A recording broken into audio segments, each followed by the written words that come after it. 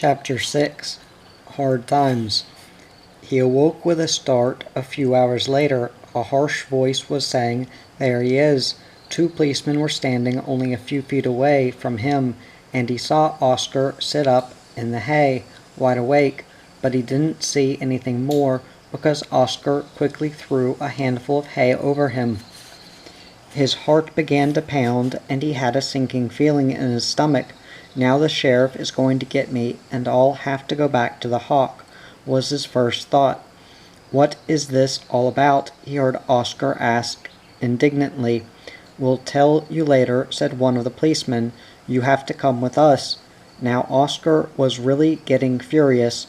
"I'll do no such thing. Here I lie sleeping innocent as a bride, and you come barging in here, waking me up at the crack of dawn. Watch out, or I'll really lose my temper." He slowly rolled around in the hay to get on his feet, and as he did so he whispered to Rasmus, "Lie still, don't move." Then the police left, taking Oscar with them. They were taking Oscar from him. Nothing could be worse than that. They just disappeared with him, and Rasmus didn't even.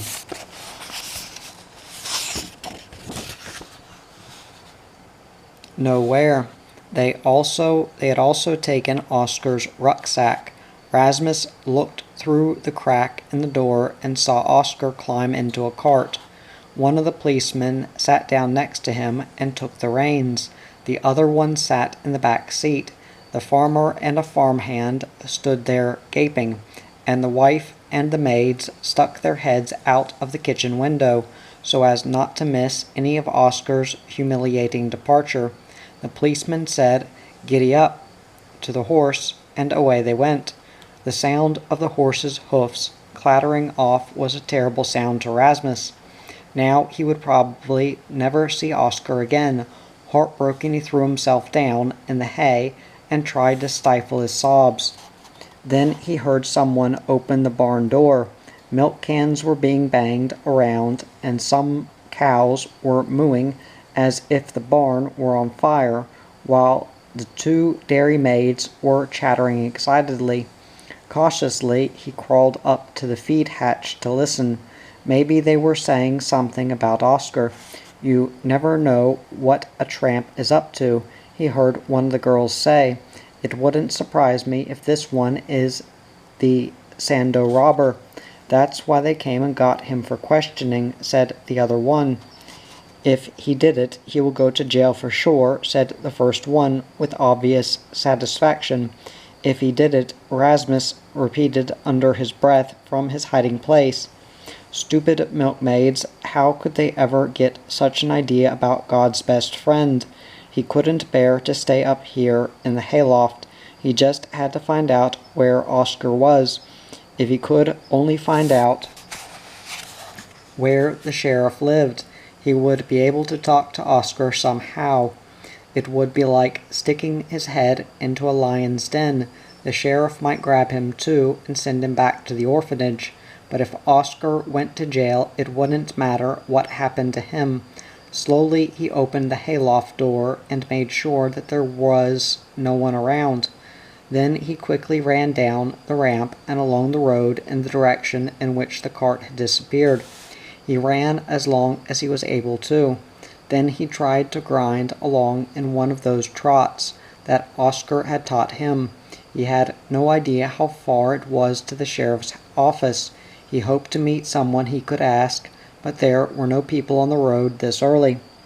At last an old woman came out of the woods.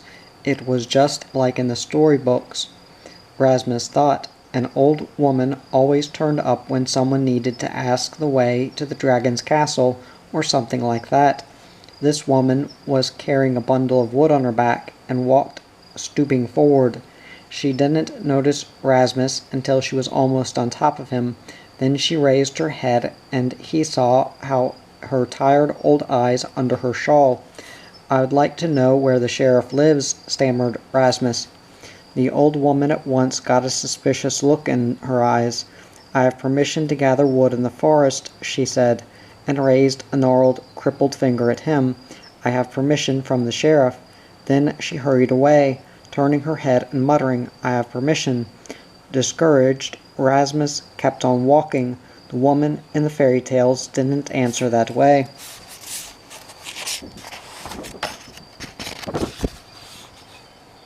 It wasn't long before a milk cart caught up with him. The driver was a boy not much older than Rasmus.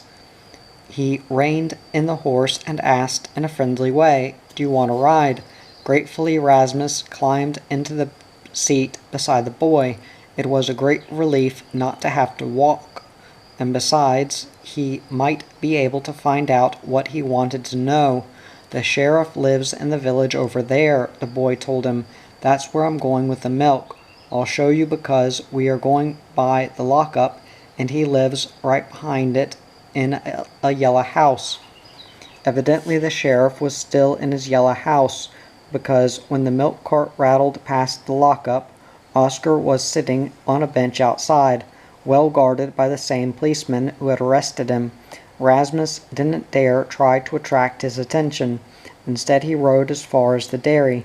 There he gave the boy one of his pieces of butterscotch as a token of appreciation for the ride, then quickly slipped back along the same narrow street by which they had come.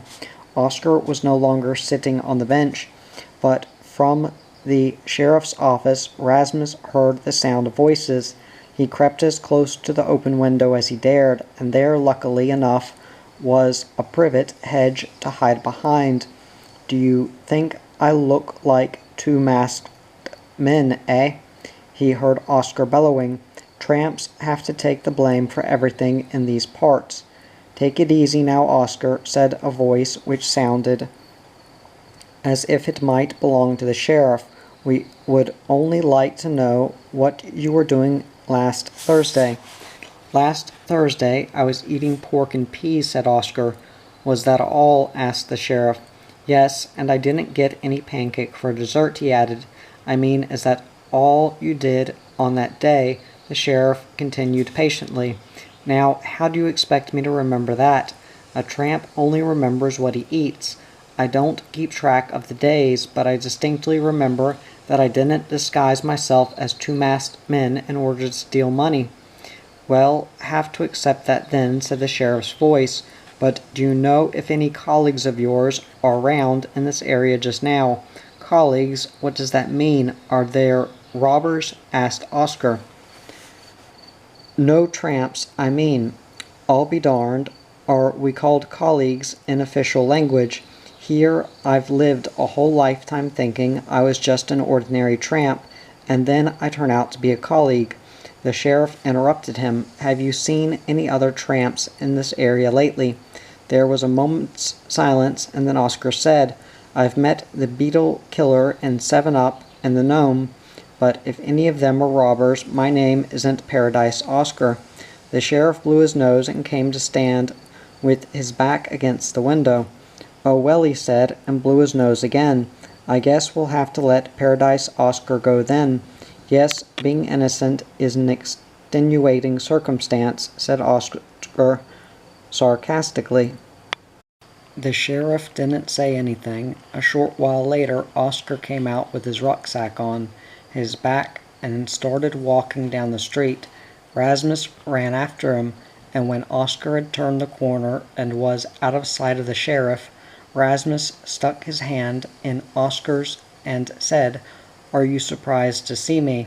Oscar grinned. "My old pal, I thought you were going to take off on your own when I got thrown in the jug." "Oh no, I'm not that kind of a friend. I knew that you would soon get out again because you didn't do it." "You couldn't know that for sure. It was the Sandow hold-up they wanted to pin on me, and that happened last Thursday. We didn't even know each other then." "No, but I know you now," said Rasmus gravely. "So now I know you didn't do it." "If only sheriffs were that smart," said Oscar, putting his arm around Rasmus' shoulders. "But sheriffs think that all vagabonds are thieves, worse luck." They sat down on a bench in a park and each ate an Ida's Crave sandwich, the last ones left. "Now we'll have to sing and play for all we're worth. Otherwise we'll starve to death, said Oscar. One thing I did get out of these cops. No one seems to be looking for a runaway orphan around here yet, but maybe the hawk isn't such a fast worker. Sometimes she's so quick you have no idea, Rasmus assured him. He got out the bag of butterscotch from his pocket. Now we've had hard times, he said. I think we ought to finish the butterscotch. They ate 2 pieces which were left, and then Oscar said, It was nice of the sheriff to give me a ride because I was coming here anyway. I usually play at the houses around here. These people are less stingy than farmers. Farmers only give me food.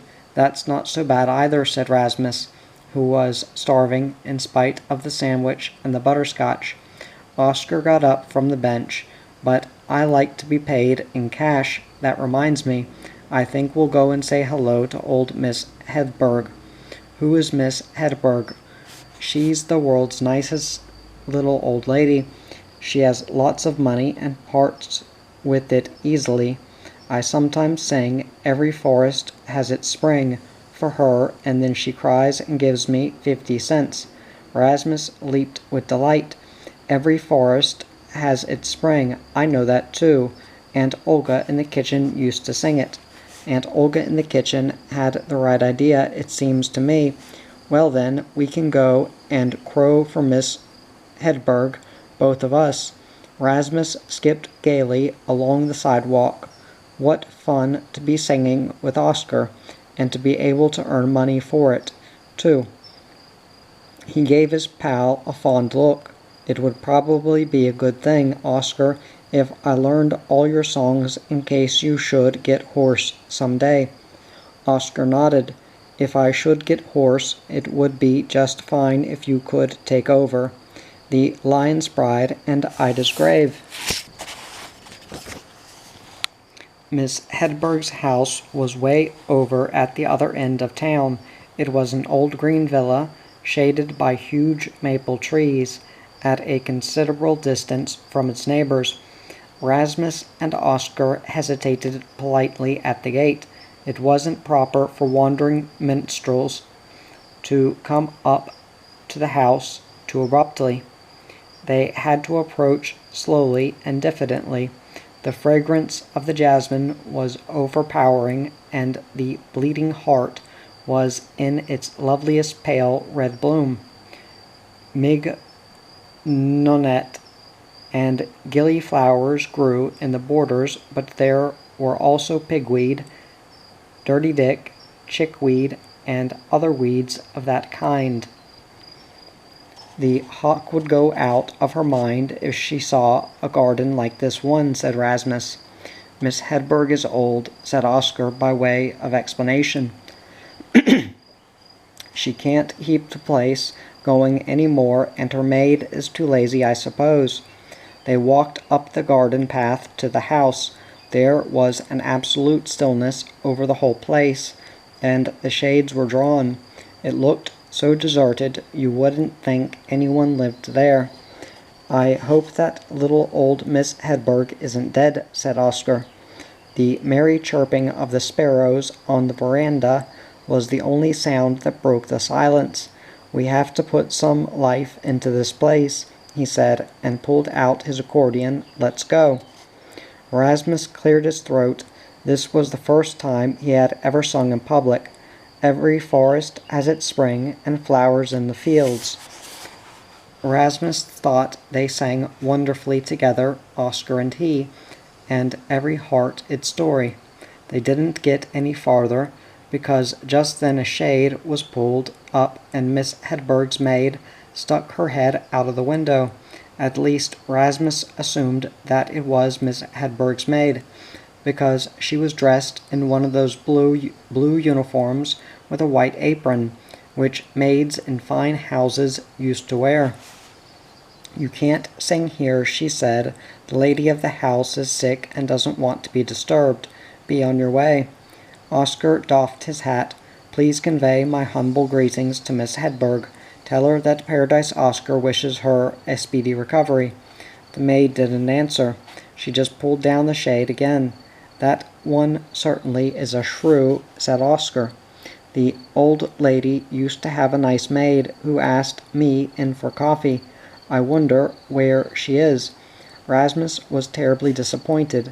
He had been hoping that Miss Hedberg might even give them as much as 50 cents. Even Oscar was disappointed. "Life can't always be a bowl of cherries," he said, and started to walk toward the gate.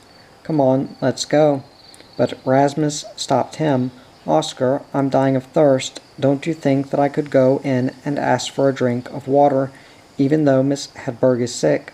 "Yes, I suppose that would be all right," said Oscar. "The maid certainly can't refuse you that.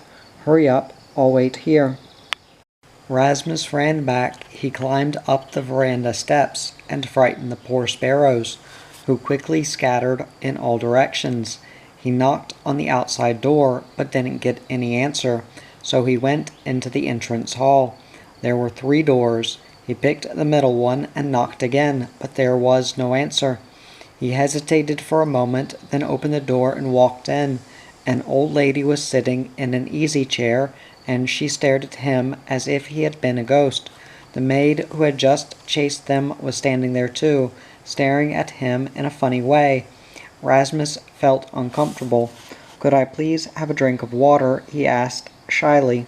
The old lady didn't take her eyes off him. She just sat there as if she were paralyzed, but then she seemed to make an effort and said, "Anna Steina, give the boy some water." Anna Steina didn't seem particularly willing, but she disappeared into the kitchen, and Rasmus was left alone with Miss Hedberg. The old lady couldn't be anyone else. He squirmed uncomfortably. Why did she keep on staring at him like that?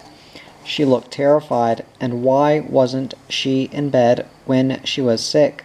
"Are you sick?" he said at last, when he no longer could stand her staring. "No, I'm not sick." It sounded as if she could hardly get the words out. Wasn't she sick? Why had the maid lied and said that she was?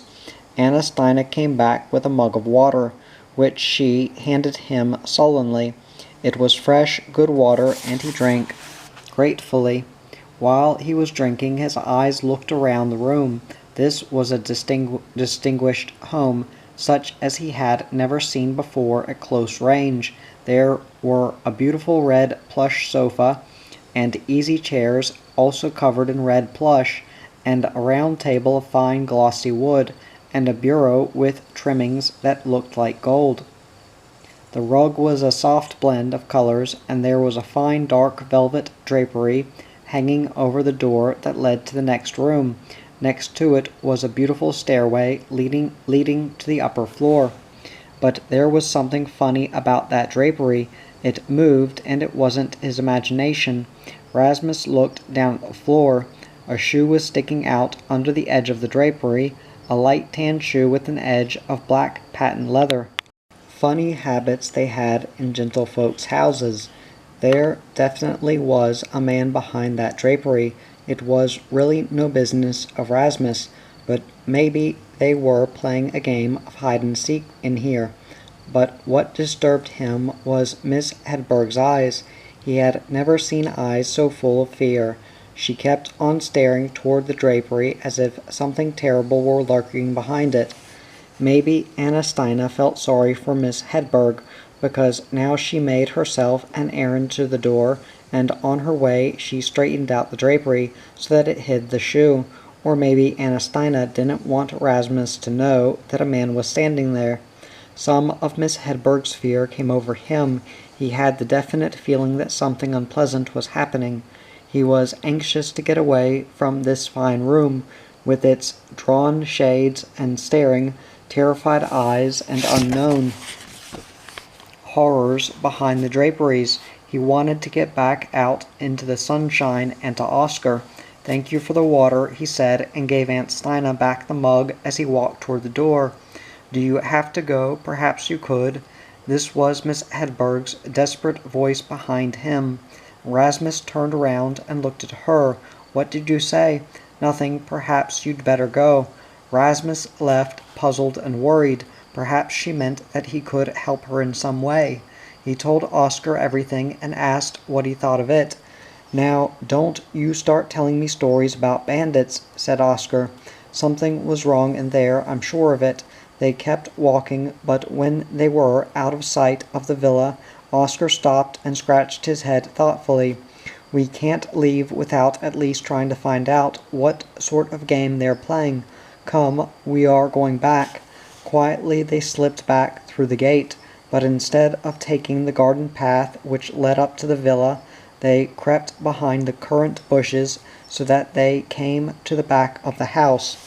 There was no sign of life in any of the windows, but it gave them a creepy feeling to know that perhaps someone was standing inside peering out at them through the closed curtains. "It's as quiet as a tomb around here," whispered Oscar. "How are we going to find out what's happening behind those curtains? Can't you tell me that?" "We have to get inside somehow, and how are we going to manage that?" Rasmus was quiet for a while. "If we could somehow get in upstairs, that stairway would be a perfect place from which to see what is going on. We could lie flat on our stomachs up there and listen to what they were saying in the room with the drapery." But Oscar shook his head. "It's dangerous business to trespass in other people's houses, especially for a tramp like me. Besides, I can't get in." "But I can," Rasmus whispered eagerly. He pointed to an open window on the upper floor. It was probably in a closet, for it was so small and narrow that a big fellow like Oscar couldn't possibly squeeze through it, but Rasmus could manage. If Rasmus could be said to have a specialty, it was climbing trees, and a branch of one of the old maples stretched over the roof of the villa. With a trained eye, he estimated the distance between the branch and the window. It wasn't more than 3 feet. He could manage that like nothing at all. "You scare the life out of me," said Oscar. "It's dangerous. I can't let you do that." "It's the only way," said Rasmus. "Help me to get up in the tree." Rasmus was afraid of many things. He was afraid of being beaten. He was afraid of people. He had been afraid of the hawk. He used to be afraid of getting involved in fights with some of the bigger boys at the orphanage, and that he would displease the teacher so that she would punish him. He was afraid to be alone in the dark. As a matter of fact, he was afraid of being alone at all. But he had amazing physical courage. If it was a question of climbing or jumping or diving, it didn't make any difference how risky it looked. His skinny little frame had exaggerated confidence in its own ability, and there wasn't a speck of fear in him. Therefore, he refused to listen to Oscar's protest. "Just help me into the maple," was his reply. The lowest branches were too high for him to reach. "You scare me to death," said Oscar, but he lifted Rasmus as if he had been a glove and heaved him up so that he was able to get hold of a branch. Rasmus grabbed it and pulled himself up. His arms, his legs, his fingers, and his toes were ready and eager for the job before him, but Oscar was still afraid. He stood in the shadow of the maple and looked deeply worried as he saw his small friend disappearing through the little window. Chapter 7. Rasmus Investigates. Rasmus climbed into a closed closet as big as a room. There was a stuffed parrot on a shelf, and it would have been fun to examine it. But right now there was no time for parrots. He hesitated in front of the closed closet door. What would happen if he opened it? What was beyond it? He opened the door a fraction of an inch.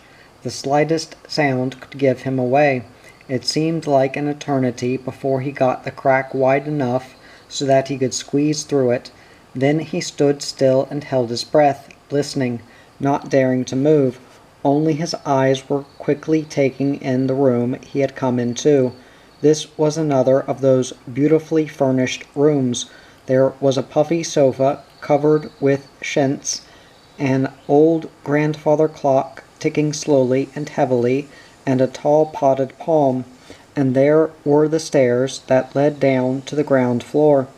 From down below he heard a stifled cry. It was a terrifying sound which made his heart beat harder than ever, but he didn't have time to be afraid. He had to get over to the stairs to see what was happening, and yet he couldn't see. He only kept hearing terrible noises. Now someone was crying in a helpless way, and someone else was quickly walking across the floor. At times there was dead silence, and during those moments all he heard was the muted ticking of the clock, which sounded more ominous than any of the other noises. Gradually he inched himself closer to the staircase. First he tried every floorboard to make sure it didn't squeak. When all was quiet downstairs he stood motionless, hardly daring to breathe, but cleverly made use of every noise from down below to cover the sound of his movements. Finally he had almost reached the steps. Then he noiselessly slid down to the floor and crawled the last bit on his stomach over to the railing. Now he was able to peek through the bars. He had been right. It was a perfect place from which to watch. He couldn't see the whole room, but he could see Miss Hedberg. She was sitting there exactly as before, and it was she who was crying. Anna Steina was standing beside her, stroking her hands as if to calm her, and from the corner of the room that he couldn't see, a man came forward. No, there were two men, and they were masked. Both of them wore black masks, and one of them was wearing those shoes that had been sticking out from under the drapery a while ago. From the big clock behind him came a queer buzzing noise, and a wave of terror shot through Rasmus. Then he realized that it was only preparing to strike. The 10 heavy bongs made Rasmus feel almost as if he were making the noise himself, and he prayed that those black-faced men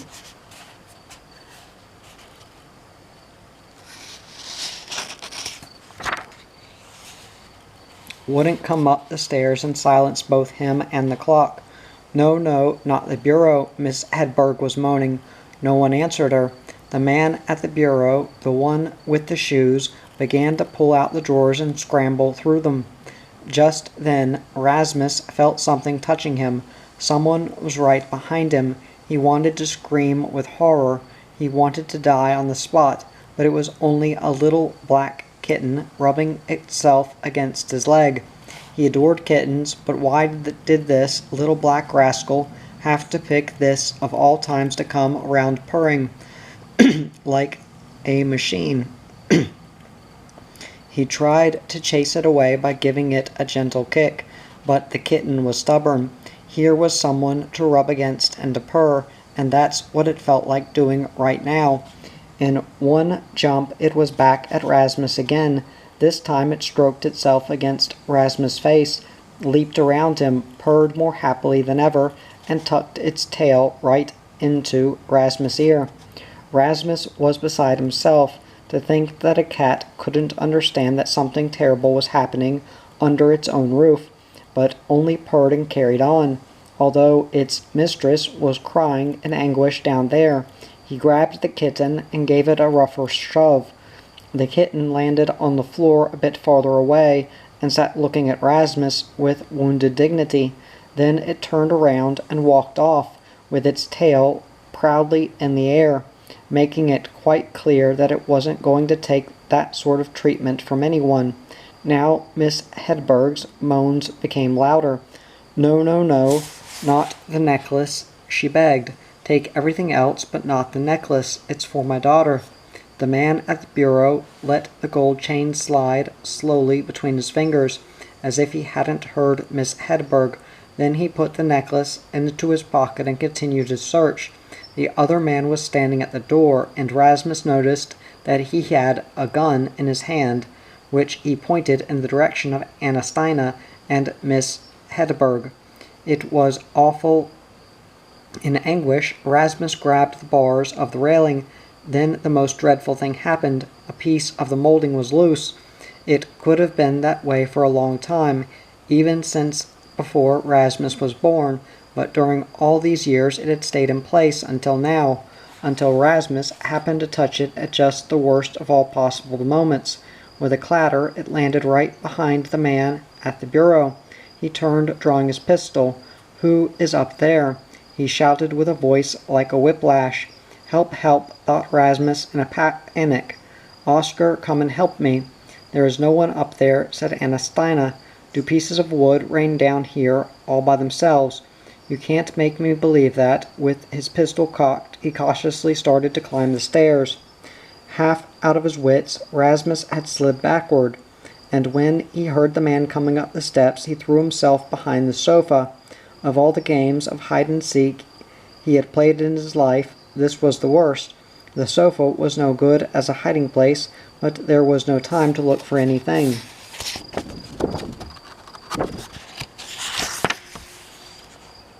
Else he could only lie still where he was and listen to the steps coming nearer and nearer, and for a more terrifying sound he had never heard in all his life.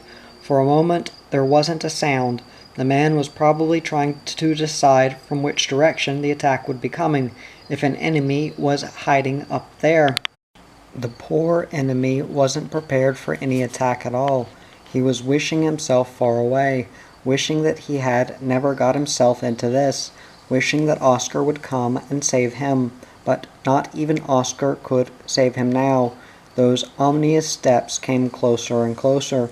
Now the man was so close that Rasmus could see those ghastly shoes with the black patent leather edging.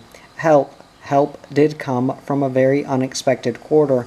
The little black kitten had been playing with the filmy curtains which were hanging in the window and swaying so amusingly in the wind. He had been forbidden to hang by his claws in the curtains, but it was fun, and the kitten was very happy. Then, right beside him, he saw a pair of boy's feet, with toes wiggling nervously back and forth. This was even more fun than the curtains. With a joyous leap, he landed on his victim and sunk his sharp little claws into him. He clawed and bit and made believe that the big toe was a rat. Why didn't the boy think this was a wonderful game, too? But he didn't.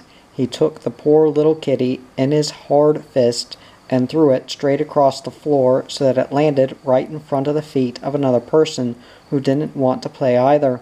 The person only said, "Darned cat," in a most insulting way and disappeared down the stairs before the kitten even had a chance to sniff him over. Rasmus lay motionless beside the sofa, his heart pounding. Of all the animals in the world, the cat was still the best, and of all the cats, this little black kitten was number one. It was the kitten that had saved him. The stupid man thought it was that darned cat who had knocked down the molding, and that was oh so lucky for Rasmus. Rasmus didn't dare to leave his hiding place, but he strained his ears to hear what was going on downstairs. Miss Hedberg wasn't crying any longer. There wasn't a sound from her. Instead he heard Anastina's frightened voice saying, "Merciful heaven, I think the old lady has fainted. I think she's sick. Hilding, what shall I do?" "That's your business." It was the one with the shoes who answered. Never before had Rasmus heard such a cold, cruel voice. And Anastina, Oscar was right. That maid was a shrew. She was a friend of the gangsters. There was no doubt about that. "Hilding, I'm going to call the doctor," said Anastina, and now she sounded really frightened. "I advise you not to do that," said the cruel voice. "Besides, I've cut the telephone connection." "Yes, but if Miss Hedberg is dying," cried Anastina. "Shut up. You will get neither the doctor nor the sheriff before tonight, and don't you forget that." "But how am I going to explain?"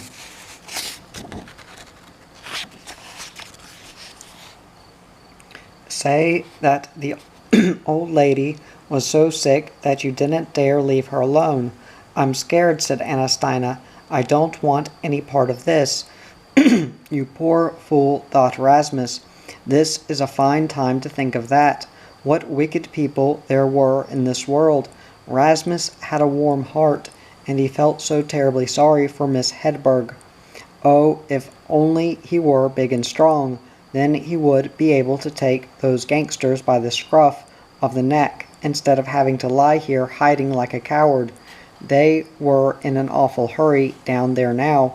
He heard the door close, and then Anastina's silly voice when she was left alone.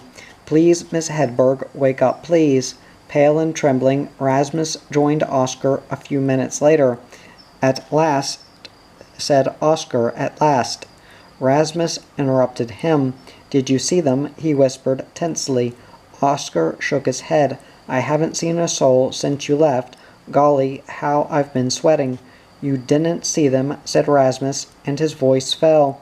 Oscar should have been on the lookout, and maybe he would have got a glimpse of the robbers unmasked. "You should have been watching," said Rasmus.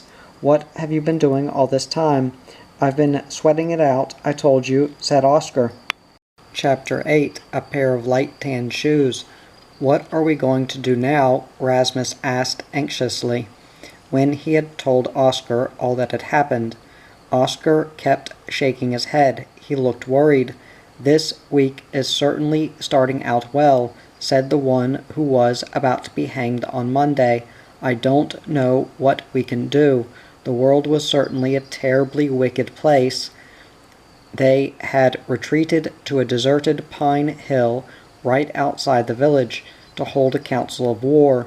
Rasmus was lying on his back in a sunny sand depression, looking up at the little white puffs of cloud through the tops of the pine trees that were slowly swaying above him. He was distressed when he thought of poor Miss Hedberg. Perhaps at this moment she lay dying alone with her evil maid, the two masked men having disappeared with her necklace. No one knew where. "Well, go to the sheriff," said Rasmus. Oscar looked even more worried than before. "Then he'll surely put me in the jug. He'll think that I was involved in the Sando business, as well as this with old Miss Hedberg. But if you tell him you are innocent—" "Ah, yes, if I tell him that I didn't do it, he'll let me go."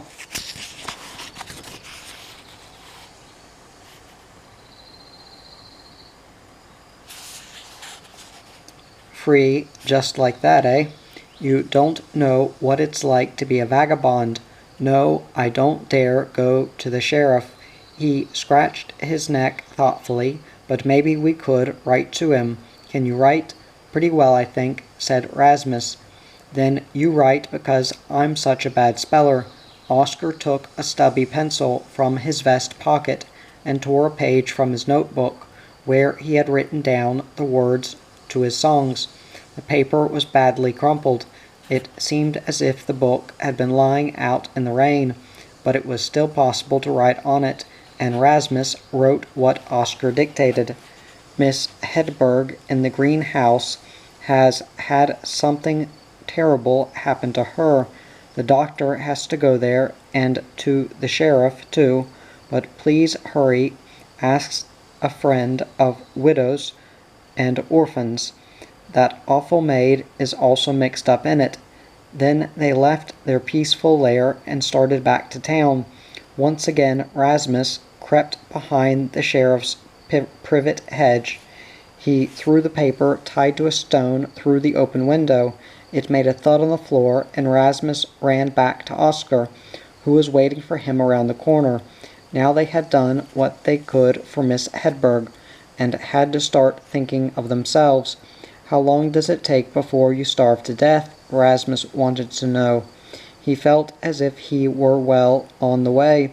It was already way past lunchtime, and all he had had to eat during this terrible morning was a sandwich and a piece of butterscotch. Now we really have to make the Lion's Bride work.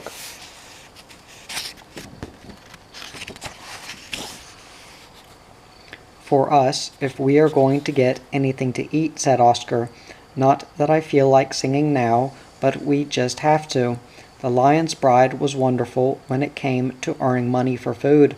For a few hours they went from house to house, playing and singing. Rasmus forgot the wickedness of the world and his own hunger in his delight with the pennies and 5-cent pieces that reigned over them. People seemed to like Oscar's songs. They willingly parted with a few coins to hear about ladies being clawed to death by lions and abandoned by their faithless swains, and shot with guns so that they bathed in their own blood. Sad things do happen, said Oscar, and the sadder the happenings, the more pleased was his audience, it seemed. At the first sound from the accordion, the maids abandoned the dishes in the kitchen and leaned out of the windows. They winked at Oscar and gladly gave him bits of money, because the sun was shining and because they were going to meet their own faithful swains when evening came. Even the fine ladies looked out from their drawing-room windows, laughed and hummed the songs, and sent their children out with coins wrapped in paper. Rasmus collected the money, elated. What a wonderful profession to be a wandering minstrel. That's what I'm going to be when I grow up, he said to Oscar later. Is that so? Do you like to sing that much? No, but I like money that much, said Rasmus truthfully. At the orphanage, no one had ever had any money, but you shouldn't be picking up 5-cent pieces all your life. There are other professions where you can make more money.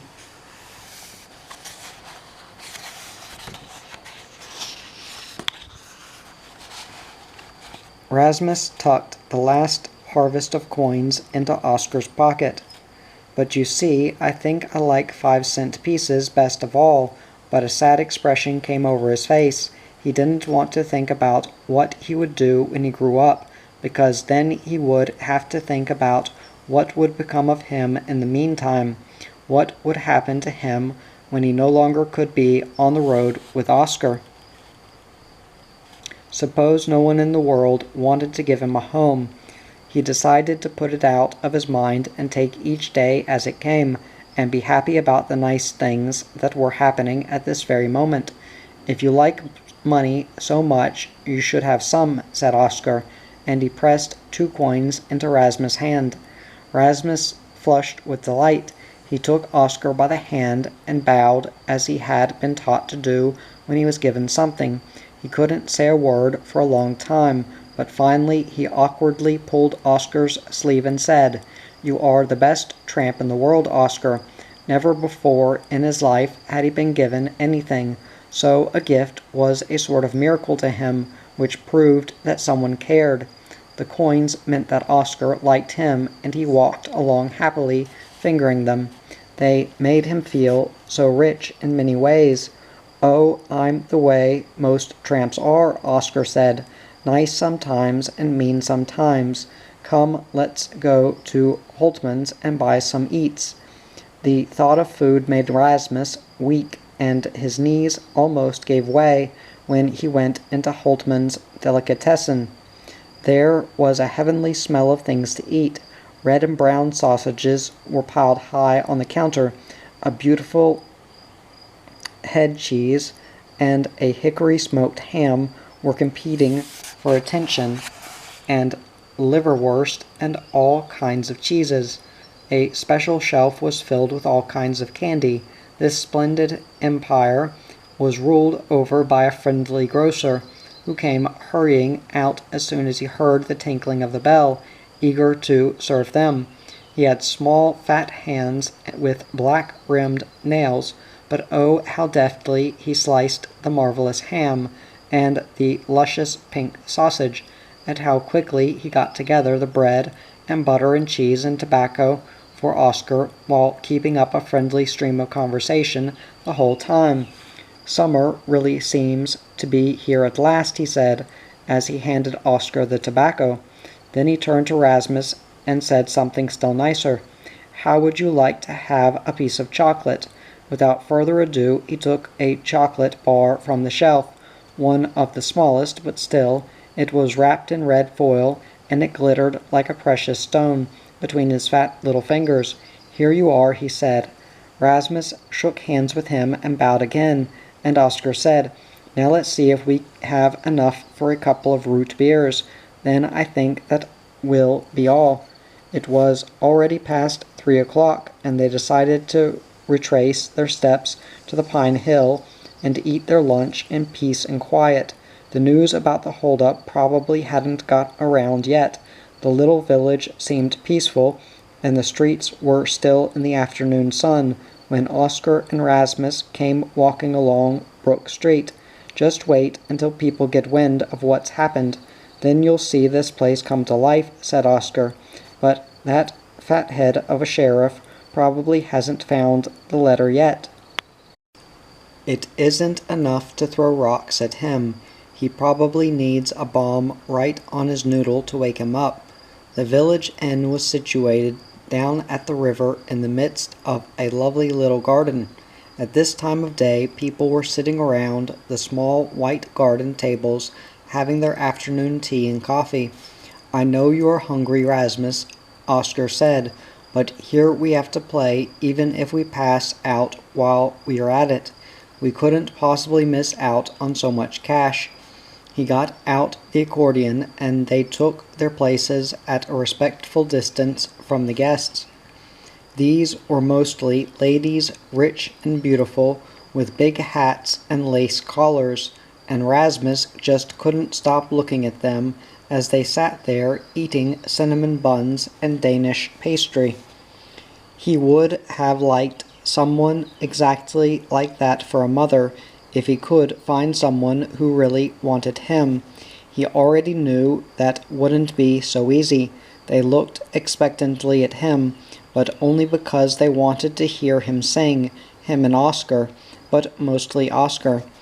There probably wasn't a single one among them who was thinking she would like to have him for her own.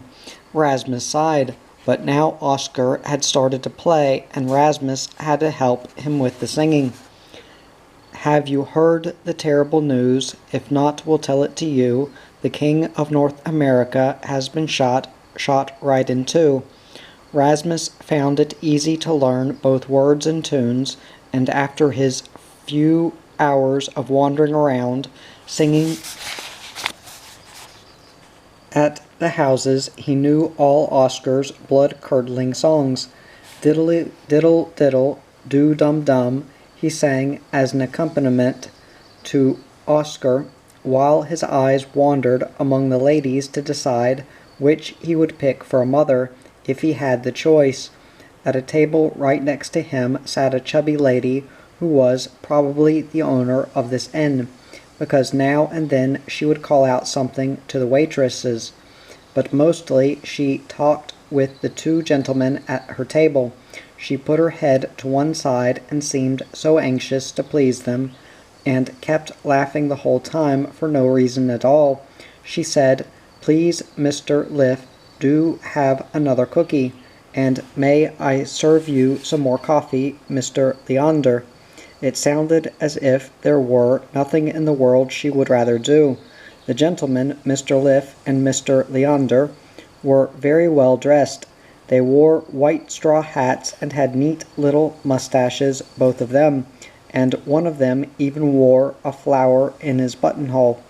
"Diddle diddle do dum dum," sang Rasmus, his soprano blending effectively with Oscar's deep bass, and they wore striped summer suits with narrow trousers, and one of them had shoes which that the King of North America. Rasmus stopped dead in the middle of the song.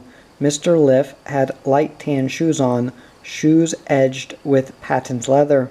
All the anguish of the morning came back to him. He remembered Miss Hedberg's moans and the terrible steps approaching when he was lying behind the sofa. It was exactly that kind of shoes that had come so menacingly close to him. No wonder he couldn't sing when he saw shoes like that again. Even Oscar's black look, asking what on earth had got into him, didn't spur him on. He just stood there stupidly, unable to move. Liff might be a completely innocent person who just happened to have the same kind of terrible gangster shoes, but nevertheless, Rasmus was unable to sing any more. He got goose flesh when he saw those shoes. He wasn't even hungry anymore. "Listen, Hilding, tomorrow we'll have to start our fishing a little earlier," said the other gentleman at the table. Hilding, Mr. Liff's name was Hilding. His name was the same as the robber, and he had shoes like the robber.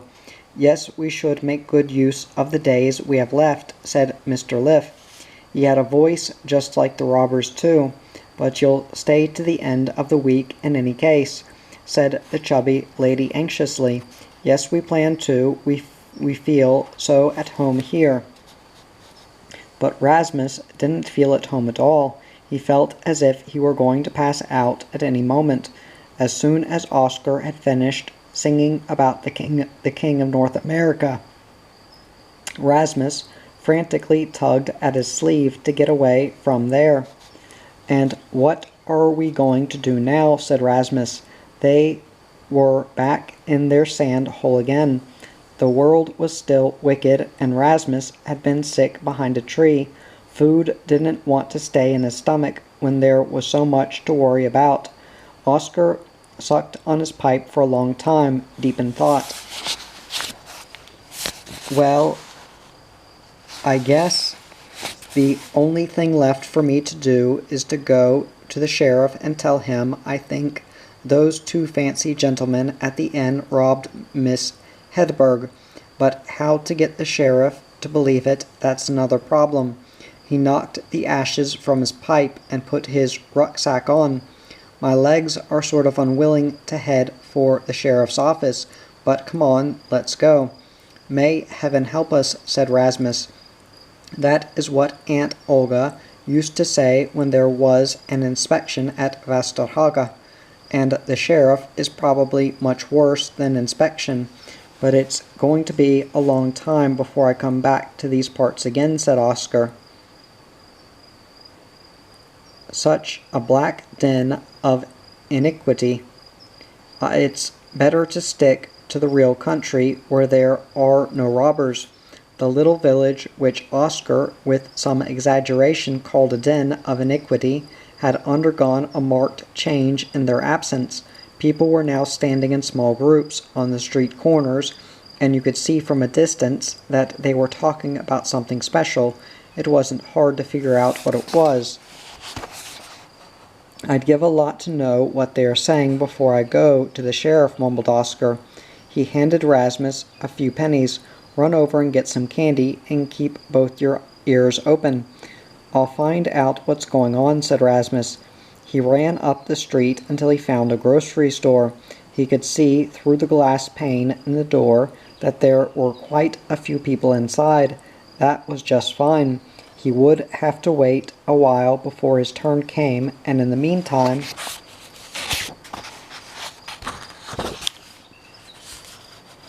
he would keep his ears open. Then he would buy candy. Filled with expectation, he opened the door. A few minutes later, he came running back to Oscar in wild panic, white as a sheet. "Oscar, we've got to get out of here fast." "What's the matter? Where's the fire?"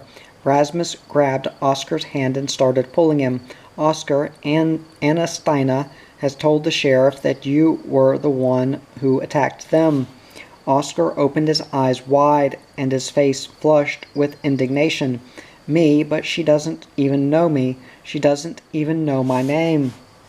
She said that a tramp came around playing the accordion and had a boy with him. When he finished, he came in the house and threatened her and Miss Hedberg with a pistol and took Miss Hedberg's emerald necklace. That woman is a shrew, and if I had her here I would shove those lies back down her cursed throat. But old Miss Hedberg, what does she say? They think she's going to die. She can't say anything because she is lying as if she were dead. Her heart is hardly beating at all. The doctor has been there." The veins at Oscar's temples started to swell. He was red with rage, and he banged his forehead with his fist. "Well, that's just great. Then that girl can get away with all her lies, and the sheriff will believe every word." Rasmus kept pulling at his sleeve. "Oscar, please come. We have to get out of here." "That's what you think," said Oscar furiously. "I'm going to put that girl up against the wall in the sheriff's office, and then she can say I did it if she dares." The tears welled up in Rasmus' eyes, and he sobbed. "Oscar, the sheriff will arrest you.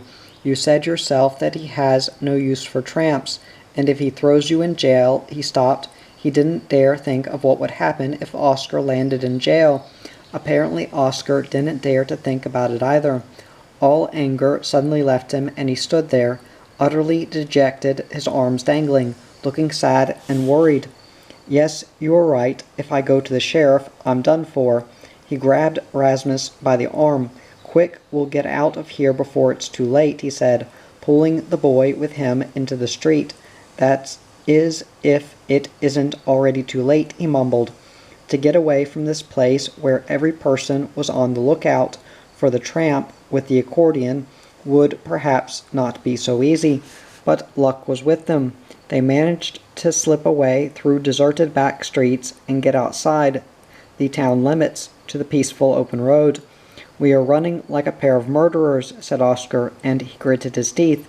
Rasmus slowed down. He was so out of breath that he could hardly get the words out. "And you are innocent, Oscar." "As innocent as a bride, so am I," said Rasmus. "So you are," said Oscar. He turned around and looked bitterly at the little town with its roofs rising above the summer greenery. "Den of iniquity," he said. It was good to be on the road again. Rasmus felt the same way. On the road there were no thieves and bandits. Everything was peaceful. Wildflowers grew in profusion along the ditches, and the sweet scent of clover rose from the fields. The sun had gone down, and the silence was heavy, as it often is before a storm. Gray, billowy clouds sailed across the sky like ships at sea. Lonely and empty, the road stretched out before them as far as the eyes could see, and at the horizon, where earth and the sky met, it seemed to continue on straight into heaven. "Where are we going now?" Rasmus asked. "To a place where we can hide," said Oscar, "the like of which you've probably never seen."